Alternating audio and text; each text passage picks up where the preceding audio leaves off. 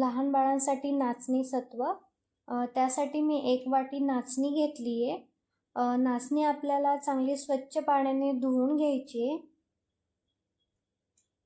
आणि एकदा की धुवून झाली की ही नाचणी आपल्याला भिजत ठेवायची आहे पूर्ण 1 दिवस। आणि त्यानंतर आपल्याला ही नाचणी एका सुती कापडात बांधून ठेवायची आहे पुन्हा एका दिवसासाठी, जेणेकरून ह्या नाचणीला मोड येतील अशी आता तुम्ही पाहू शकता किती छान मोड आले त्याला। लास्ट टाइम मी एक लोकल शॉपमधून नाचणी घेतलेली, मला वाटतं जवळजवळ मी 4 ते 5 दिवस ती अशी बांधून ठेवली होती एका ठिकाणी, पण त्या नाचणीला काही मोड आले नाही।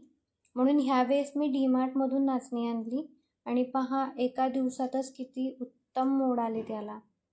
एकदा की मोड आले की मग आपल्याला फॅन खाली ही वाळवत ठेवायची आहे। अशा प्रकारे तुम्ही पसरून ठेवू शकता। ही तडतड आवाज येत नाही ना, नाचणी भाजत आली ना थोडासा तडतड आवाज होतो, तर मग जेव्हा त्याचा आवाज यायला सुरुवात होईल की मग समजून जा की ही नाचणी आता भाजत आली आहे।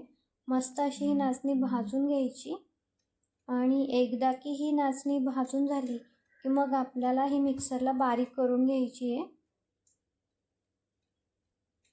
जेवढी तुम्हाला बारीक वाटता येईल ना ही नाचणी मिक्सरला तेवढी बारीक करून घ्यायची।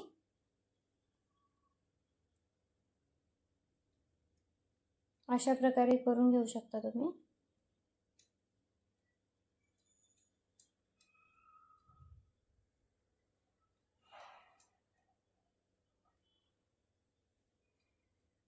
आणि अशा प्रकारे तुम्हाला ती नाचणीचं जे मिश्रण आहे बारीक केलेलं ते असं हलवून म्हणजे रगडून घ्यायचे, जेणेकरून ह्या नाचणी जी पावडर फॉर्ममध्ये आहे ना खाली पडते।